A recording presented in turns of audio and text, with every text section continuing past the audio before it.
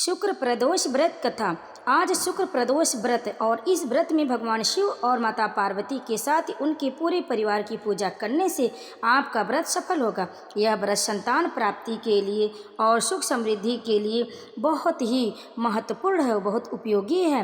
भक्तों, यह व्रत संतान के सुख समृद्धि के लिए रखा जाता है। प्रदोष व्रत शुक्रवार को पड़ता है तो यह शुक्र प्रदोष कहलाता है। शुक्रवार के शुभ योग में प्रदोष व्रत का व्रत करने से आपको भगवान शिव के साथ माँ लक्ष्मी की भी कृपा प्राप्त होगी, क्योंकि आज शुक्रवार का दिन है और प्रदोष व्रत भी है। तो भक्तों, इस शुभ संयोग पे आइए सुनते हैं शुभ प्रदोष व्रत कथा, जिसे आप अंत तक सुने। इसको सुनने से आपको व्रत का संपूर्ण फल प्राप्त होगा। तो प्रेम से बोलिए शिव परिवार की जय। प्राचीन काल की बात, एक नगर में 3 मित्र रहते थे। तीनों में ही घनिष्ठ मित्रता थी।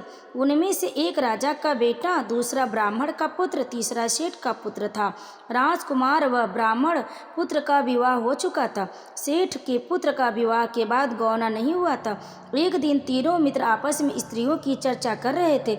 ब्राह्मण पुत्र ने नारियों की प्रशंसा करते हुए कहा, नारीहीन घर भूतों का डेरा होता है। सेठ पुत्र ने यह वचन सुनकर अपनी पत्नी को लाने का तुरंत निश्चय किया। सेठ पुत्र अपने घर गया और अपने माता पिता को अपना निश्चय बताया। उन्होंने बेटे से कहा कि शुक्र देवता डूबे हुए हैं, इन दिनों बहू बेटियों को उनके घर से विदा करा कर लाना शुभ नहीं है, अतः शुक्रोदय के बाद तुम अपनी पत्नी को विदा करा लाना। सेठ पुत्र अपनी जिद से टस से मस नहीं हुआ और अपने ससुराल जा पहुंचा। सास ससुर को उसके इरादे का पता चला। उन्होंने उसको समझाने की कोशिश की, किंतु वह नहीं माना। अतः उन्हें विवश हो अपनी कन्या को विदा करना पड़ा। ससुराल से विदा होकर पति पत्नी नगर से बाहर निकले ही थे कि उनकी बैलगाड़ी का पहिया टूट गया और एक बैल की टांग टूट गई। पत्नी को भी काफ़ी चोट आई। सेठ पुत्र ने आगे चलने का प्रयत्न जारी रखा, तभी डाकुओं से भेंट हो गई और वे धन धान लूट कर ले गए। सेठ का पुत्र पत्नी सहित रोता पीटता अपने घर पहुंचा। जाते उसे सांप ने डस लिया। उसके पिता ने वैद्यों को बुलाए। उन्होंने देखने के बाद घोषणा की कि आपका पुत्र 3 दिन में मर जाएगा। उसी समय इस घटना का पता ब्राह्मण पुत्र को लगा। उसने सेठ से कहा कि आप आने लड़के को पत्नी सहित बहू के घर वापस भेज दो। यह सारी बाधाएं इस कारण से आई कि आपका पुत्र शुक्रास्त से मैं पत्नी को विदा कर लाया। यदि वह वहां पहुंच जाएगा तो बच जाएगा। सेठ को ब्राह्मण पुत्र की बात जच गई और अपनी पुत्रवधि और पुत्र को वापस लौटा लिया और वहां पहुंचते ही सेठ पुत्र की हालत ठीक हो गई और तत्पश्चात उन्होंने शेष जीवन उन्होंने साथ में सुखपूर्वक बिताया और मृत्यु के बाद स्वर्ग लोक को गए। तो प्रेम से बोली उमापति शंकर भगवान की जय।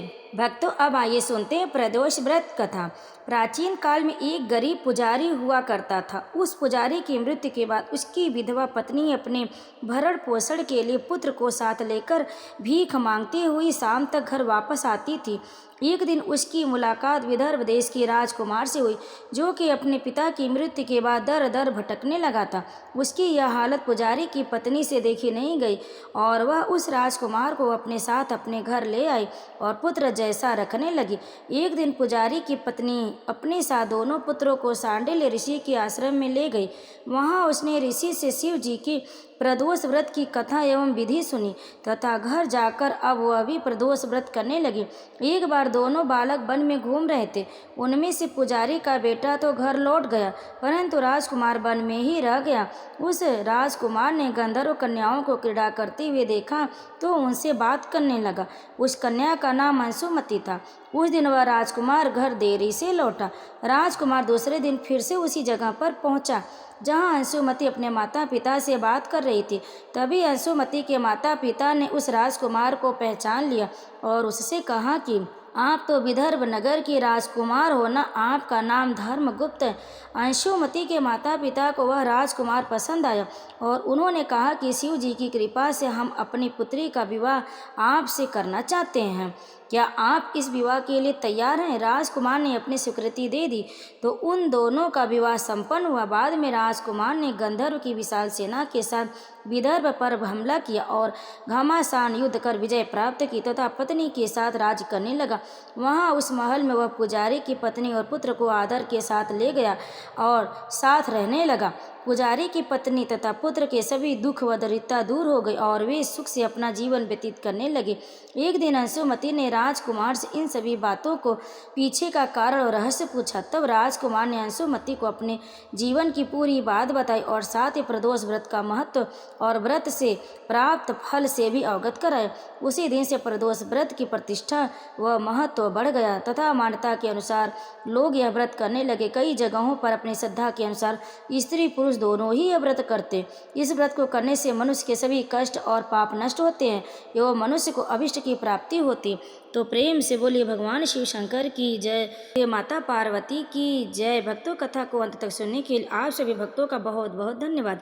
अगर आपको हमारी यह कथा पसंद आए, वीडियो को लाइक शेयर कमेंट जरूर करें। आप सभी भक्तों पर भगवान भोलेनाथ माता पार्वती कृपा सदैव बनी रहे। हर हर महादेव। ओम नमः शिवाय।